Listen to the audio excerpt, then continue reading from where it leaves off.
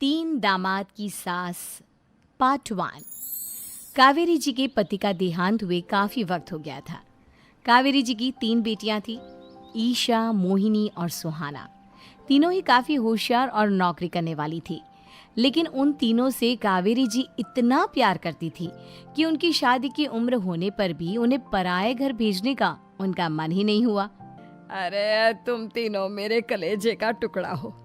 जब भी तुम्हारी शादी के बारे में सोचती हूँ ना, बड़ा डर लगता है। सही कहती हो मम्मी, हम भी आपसे बहुत प्यार करते हैं। हाँ, मम्मी पापा के जाने के बाद अब बिल्कुल अकेली हो गई हैं।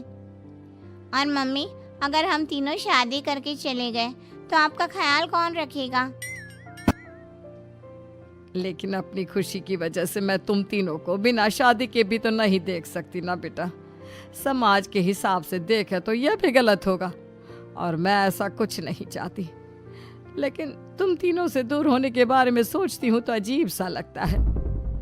लेकिन मम्मी, हम आपको इस तरह अकेला छोड़कर नहीं जा सकते।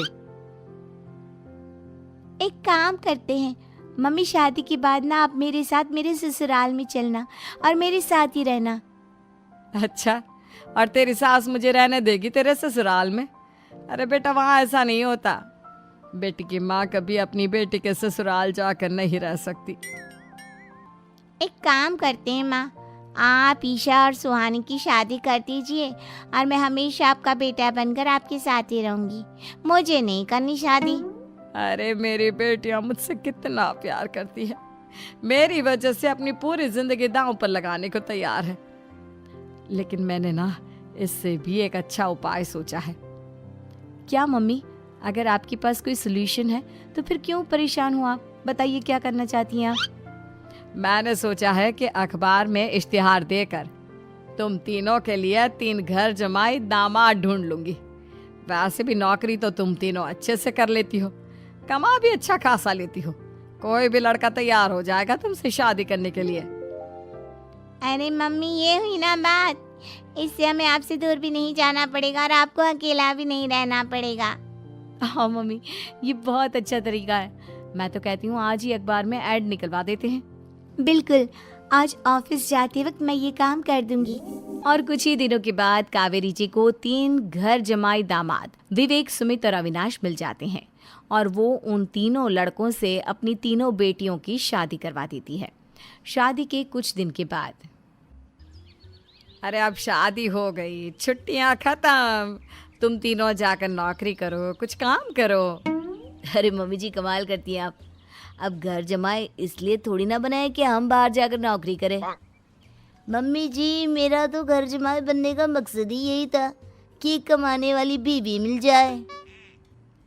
बाहर जाकर काम करने से तो मेरा दिल घबराता है।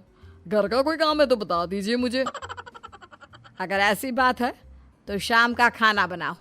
मेरी बेटियां नौकरी से थकी हारी आती है, अब नौकरी नहीं कर सकते तो कोई बात नहीं, घर का काम करो तुम लोग। मैं तो घर का काम करने में बहुत खुश हूँ। बस ये बाहर धूप में निकलना, रास्ते में जाना, नौकरी करना, ये सब मुझसे नहीं होता। बिल्कुल ठीक कह रहा है सुमित। अरे गर्मी में, बारिश में, सर्दी में घर से निकल कर जाना और उधर बॉस की चिक चिक सुनना, इससे बढ़िया तो यह है कि मैं घर में झाड़ू पोछा कर लूँ। ठीक है, फिर तुम झाड़ू पोछा करना। अविनाश शाम का खाना बनाएगा और विवेक तुम सुबह का नाश्ता और खाना बनाओगे। मेरे तीनों दामाद घर संभालेंगे और बेटियां नौकरी करेंगी। अगले दिन सुबह के वक्त, मम्मी मुझे ऑफिस के लिए देर हो रही है, नाश्ता चाहिए। अरे उस विवेक से कहा तो था कि सुबह का नाश्ता उसे उठकर बनाना है। अभी जाकर देखती हूँ क्या कर रहा है विवेक। अभी तक सोया हुआ है क्या? सुबह के 10 बज गए हैं। सोने दीजिए ना मम्मी जी, क्या हमेशा हिटलर की तरह हाथ में डंडा लेकर खड़ी रहती हैं। मैंने कहा सीधे उठकर खड़े हो जाओ और जाकर नाश्ता बनाओ।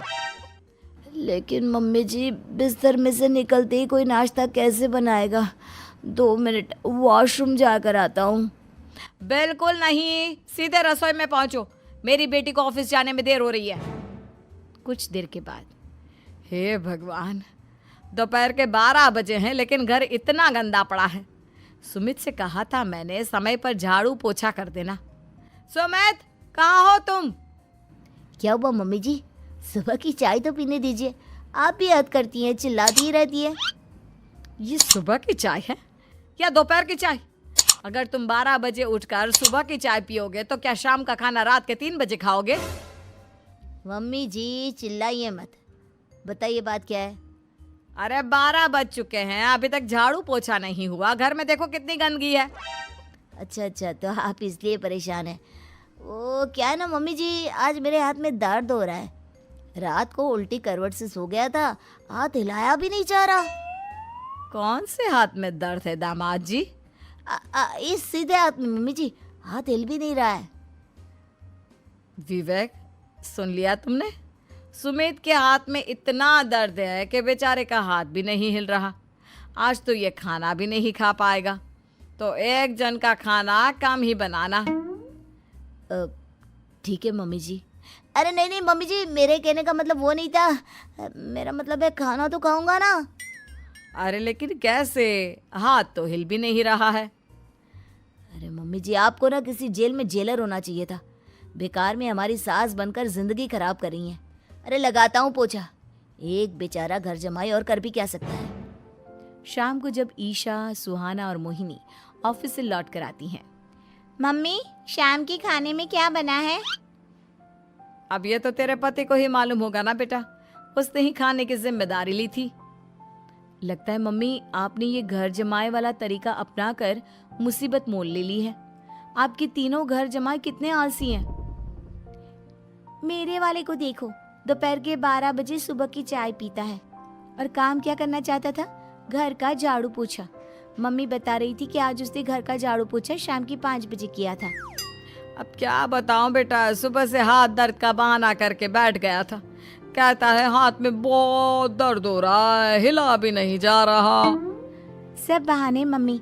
ये तीनों घर जमाए मिलकर ना बस बैठकर खाना खाना चाहते हैं, काम धाम तो बिल्कुल नहीं करना चाहते।